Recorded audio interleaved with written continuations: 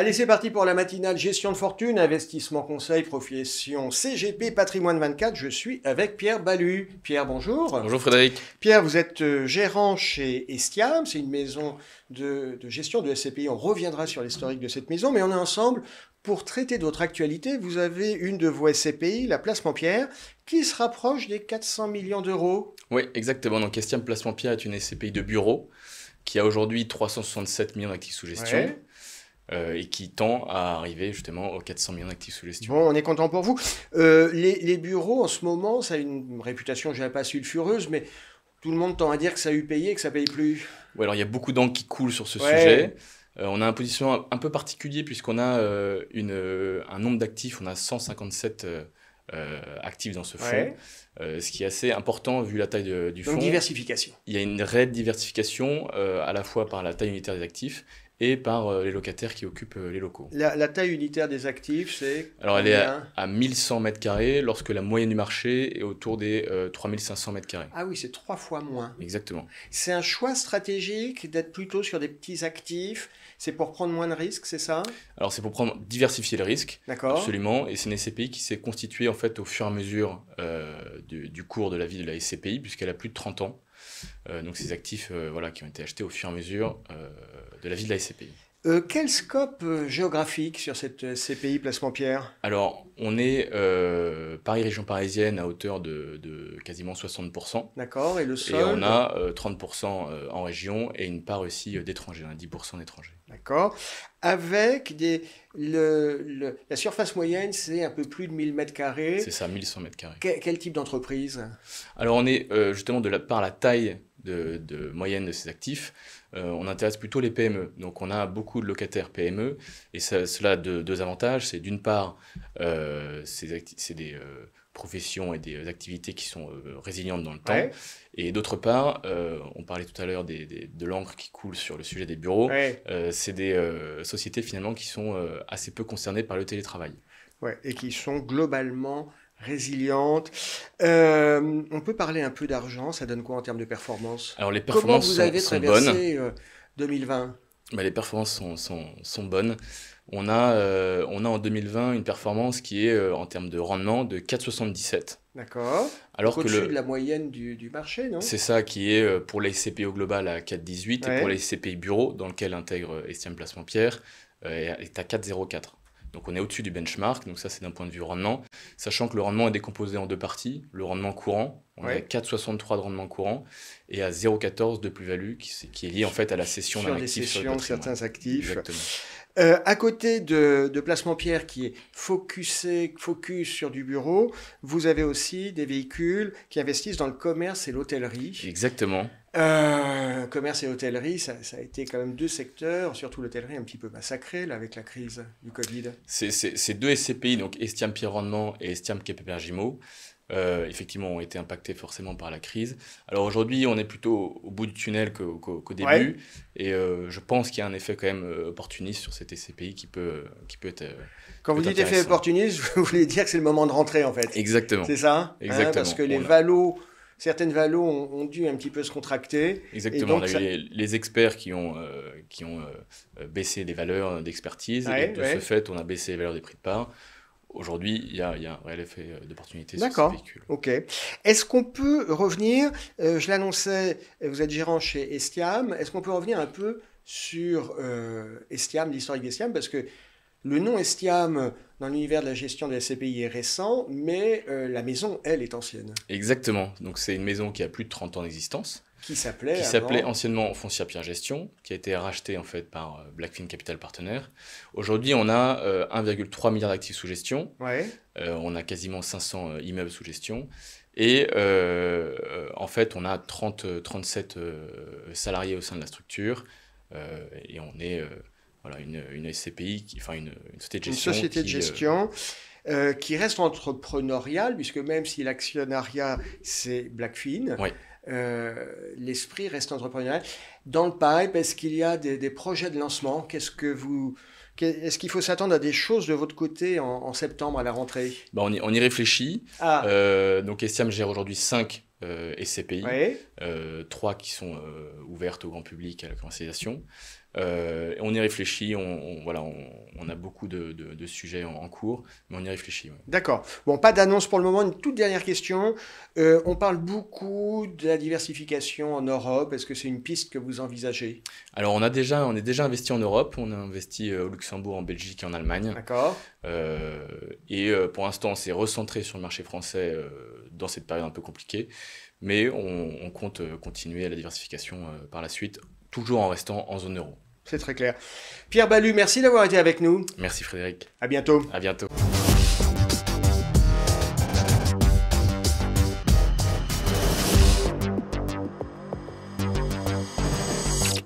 Allez, on continue la matinale. Je suis maintenant avec Siem Felous. Siem, bonjour. Bonjour. Siem, vous êtes la cofondatrice et l'associée du site Le Monde Immo. Le Monde Immo, c'est une plateforme de commercialisation. Tout à fait, tout à fait.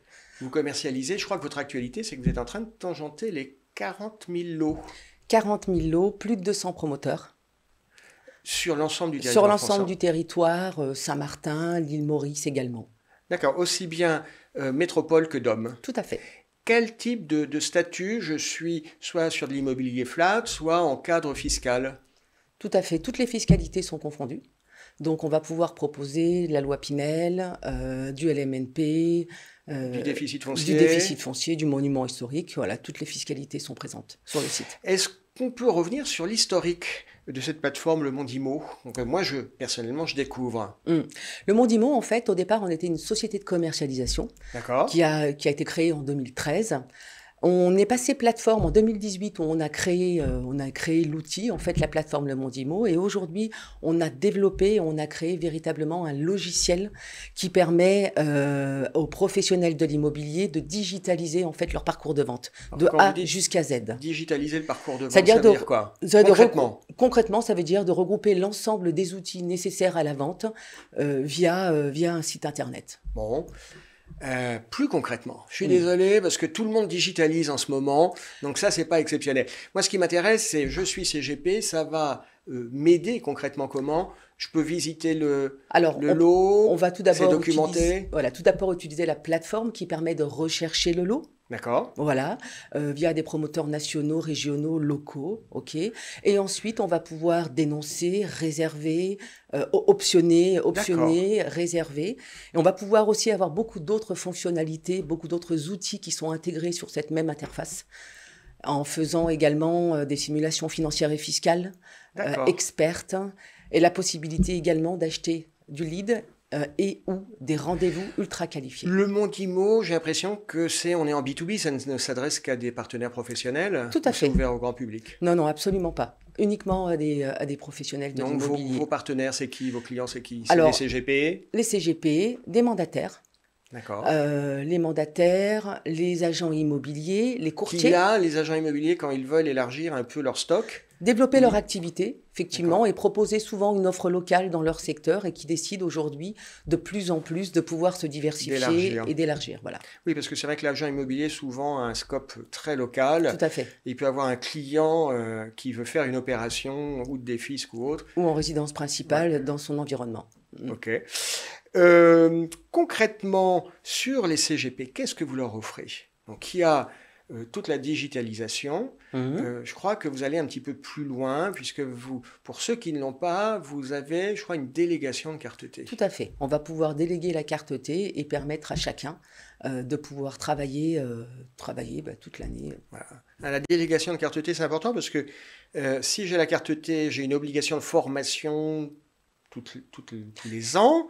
Et si vous me faites la délégation, je peux de temps en temps, ponctuellement, faire une opération. Exactement. Sans être obligé Tout à fait. de faire toute la formation. Tout à fait, c'est exactement ça. C'est un vrai argumentaire quand même. C'est vraiment permettre à tout le monde, en tous les cas à tout professionnel qui n'a pas cette carte, de pouvoir exercer le métier en toute sérénité. Bon. Vous sentez comment en ce moment les partenaires CGP? Est-ce qu'ils accueillent bien ce type de solution? C'est quoi le retour commercial que vous avez par rapport à cette offre, cette plateforme Le Monde Immo? Ouais, on sent que les partenaires l'accueillent très bien et en ont véritablement besoin. C'est-à-dire qu'aujourd'hui, ils ont besoin de plus de simplicité, de plus de rapidité et d'accompagnement. C'est exactement ce qu'on apporte aussi en parallèle, un accompagnement humain avec une équipe dédiée qui accompagne nos partenaires.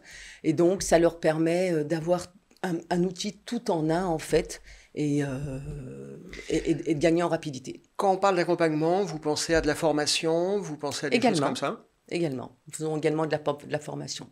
Oui, parce qu'effectivement, quand on est CGP, on a un spectre d'intervention qui est très très large, qui va de la gestion financière, la famille, le fiscal. On ne peut pas avoir toutes les compétences. Et à un moment, si on décide d'aller sur le terrain de l'immobilier, on l'évoquait, il y a la question de la carte T. Il faut y aller avec un partenaire qui puisse pas suppléer à nos lacunes, mais nous accompagner quand on est un peu perdu. C'est ça, c'est ça, exactement. Oui, tout à fait. La fin de l'année, vous voyez comment? La fin de l'année plutôt positive. Cette année a déjà très bien démarré. Donc les CGP, depuis le début d'année, même déjà un petit peu l'année passée, ont repris leur activité. Oui, ont repris leur activité. Et aujourd'hui, les clients sont présents et prêts encore à investir dans l'immobilier. Bon. C'est la très bonne santé de la pierre, que ce soit en direct, en titre vif, ou en vif en tout cas, ou via des SCPI. Siam Fellouz, merci d'avoir été avec nous. Merci à vous. À bientôt. À bientôt.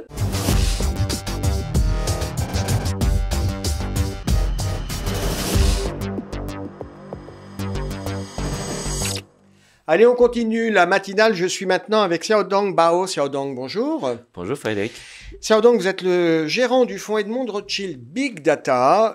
On est ensemble puisque votre fonds fête ses 6 ans. Exactement, le fonds Edmond Rothschild Fund Big Data était lancé en été 2015. Je me souviens, je crois que j'étais même à la conférence de presse du lancement de ce fonds. Et à l'époque, je me disais, oh là là, ça surfe sur un phénomène de mode. Je me disais, ça va durer 2 ans et ça va fermer. Et aujourd'hui, vous gérez 900 millions?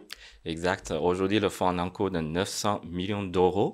Et en termes de performance, depuis l'inception, on a une performance annualisée d'à peu près 15%, donc une surperformance de 4-5% vis-à-vis son indice de référence. C'est quoi l'indice de référence sur ce fonds? Alors, vu que le fonds est suffisamment diversifié, on a choisi un indice de référence de MSCI World. OK.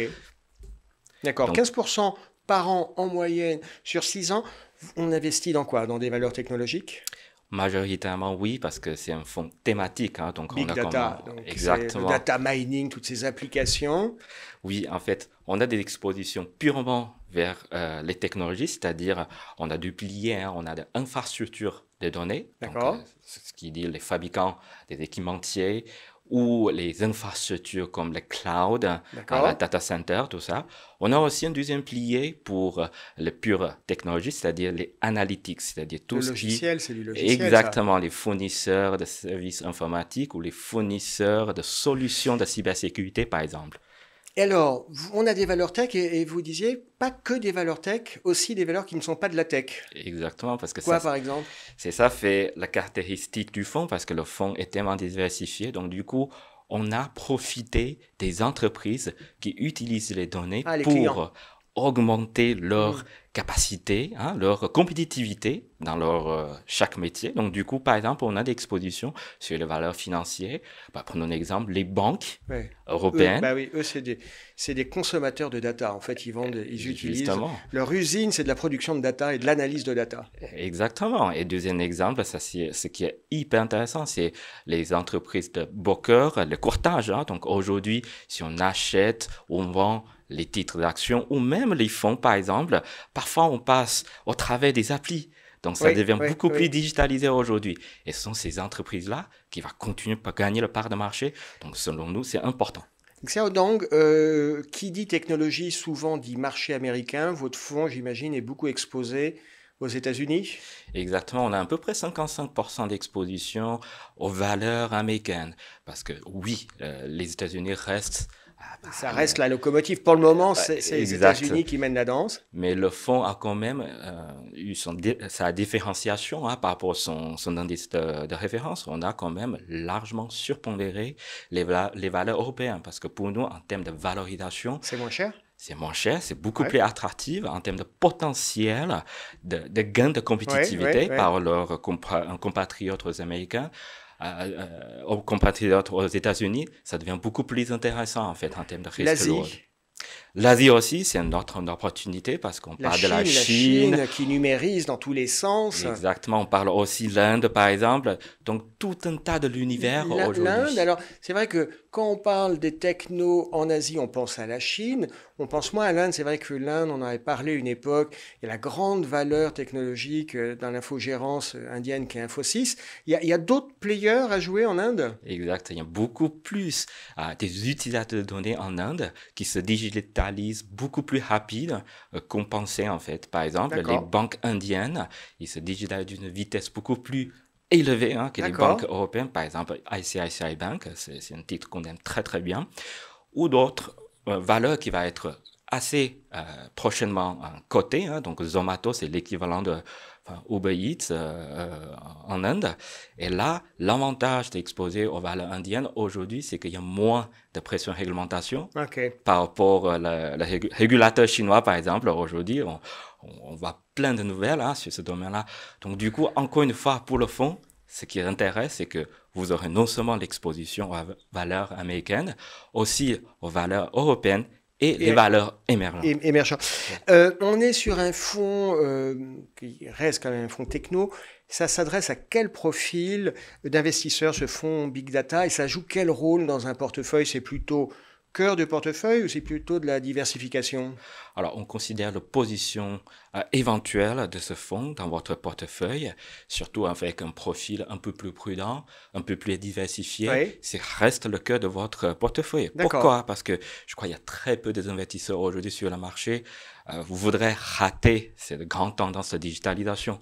Donc, en quelque sorte, vous devez rester dedans, vous devez rester investi dans la thématique Big Data. Mais en même temps, vu la valorisation qui devient de plus en plus chère, et surtout si on regarde maintenant les valeurs américaines, en moyenne, je parle, notre indice MSCI World, c'est 23 fois price to earnings, PER, donc de bénéfices, c'est assez élevé. C'est un petit peu cher, ça commence à être un petit peu cher. Justement, donc il faut diversifier. Voilà, c'est quoi? C'est les data users, ce qu'on parle tout à l'heure. Justement, c'est un petit peu cher. Le mot de la fin, Xiao Dong, les perspectives de marché sur la fin de l'année 2021, les marchés sont un peu chers. Vous voyez la fin de l'année comment? Vous n'êtes pas inquiet? Alors pour l'instant, on reste toujours assez serein, c'est-à-dire à moyen long terme. Tout d'abord, les thématiques vont continuer à avoir des flux entrants assez intéressants. Pourquoi? Parce qu'on parle non seulement des technologies, on parle aussi des valeurs non-tech, c'est-à-dire dans la reprise pas très homogène jusqu'à présent, parce que oui, en termes de vaccination, c'est en train d'accélérer un peu partout dans le monde, mais avec l'arrivée de variants, ça devient un peu plus chaud. Donc, du coup, la reprise n'est pas homogène. Donc, du coup, on aura beaucoup plus de rattrapage des valeurs traditionnelles dans les autres secteurs qui est vraiment essayer de capturer ce moment de changement qui va essayer d'exposer un peu plus vers le potentiel de technologie, de big data, qui va essayer d'augmenter un peu plus le prix de marché dans une circonstance, surtout là maintenant à ultra court terme, on a de rupture de composants, semi-conducteurs, tout ça. Donc là, encore une fois, ça ouvre le voie pour nous à avoir une diversification d'exposition vers les data users. Donc c'est pour ça on reste toujours assez confiant. Xiao Dong, merci d'avoir été avec nous. Merci beaucoup, bientôt. Frédéric.